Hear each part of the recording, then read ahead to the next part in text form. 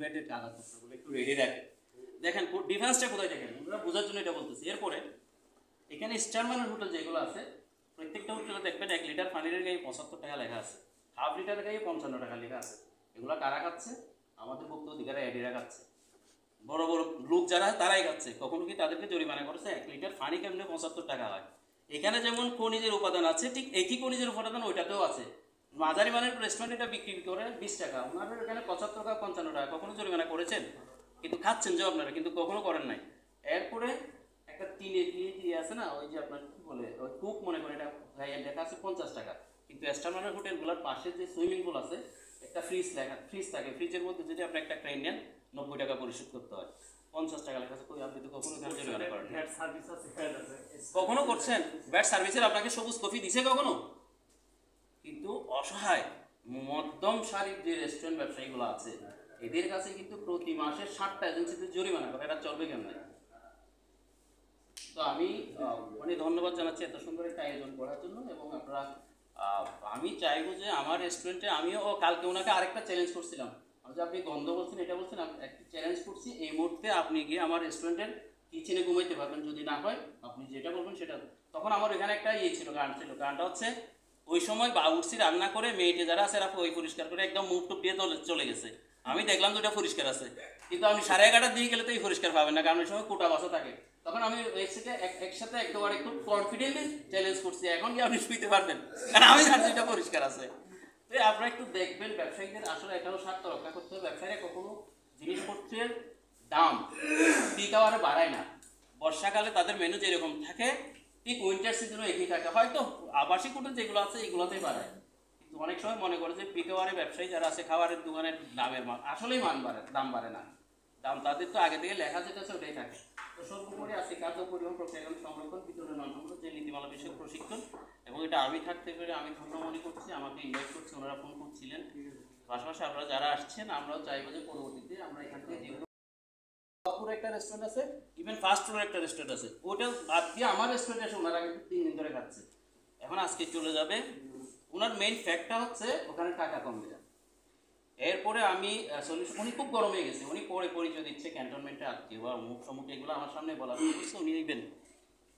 পরে আমি কি করলাম, সিসি ক্যামেরা দেখে আমার ওয়েটার বললাম যে প্রথমে 2টা প্লেটই নিয়ে আসো।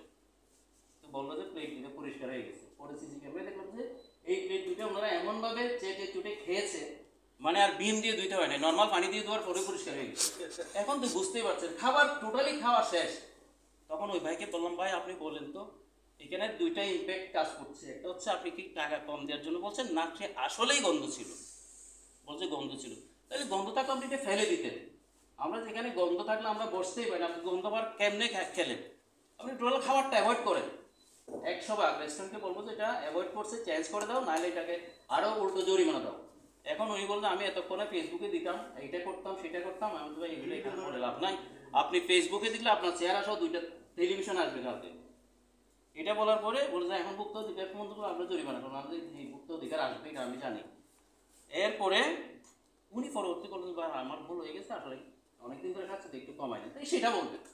আমরা 2টা ওয়ে, একটা হচ্ছে হয় কি পচা নাকি কম নিতে হবে, বলছে একটু কমাই না, তাহলে কমাই নিবে, এটা বলবো। পরে দেখি আর কমাই নেওয়ার জন্য উনি এ করছেন, বলছে বা সরি পুরোটাই নেই। উনি আমাকেই সরি বললেন।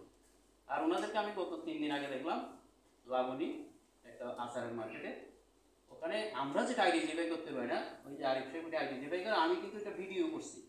আইডেন্টিফাই করে ওখানে মনে হয় কিছু কিছু আচার ডুপ্লিকেট ছিল, এবং ওখানে প্রচুর কফি বিক্রি হয়।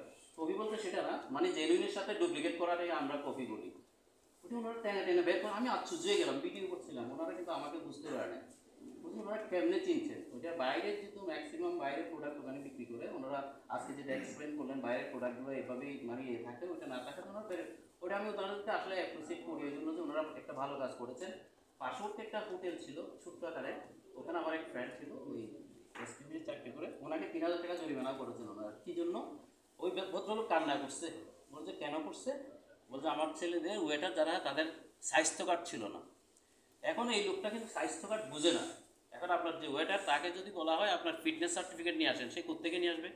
ডাক্তারের কাছে। ডাক্তার কত টাকা নিবে? এই ছেলে চাকরি করে প্রতিদিন 200 টাকা 150 টাকা। এখন সে স্বাস্থ্য কার্ড কেমনে জোগাড় করবে, কোত্থেকে আনবে? প্রথমে আপনার এভাবে আপনার ওই হোটেলের ওয়েটার যারা আছে তাদের সাথে এই প্রশিক্ষণগুলো করেন, আপনি খুব ইজি ওয়েতে কোন জায়গায় গেলে তারা হেলদি সার্টিফিকেট পাবে, ফিটনেস সার্টিফিকেট পাবে, তারপর আপনার জরিমানা জড়িত হবে। এরপরে 1 মাসে যদি 60টা এজেন্সি একটা রেস্টুরেন্ট জরিমানা করে, ওই রেস্টুরেন্ট বিক্রি করা ছাড়া কোনো উপায় থাকবে না। দেখেন 60টা এজেন্সি আমি গনে গনে দেখলাম।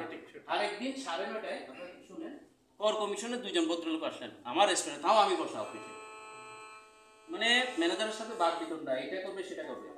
পরে আমি সিসি ক্যামেরা দেখুন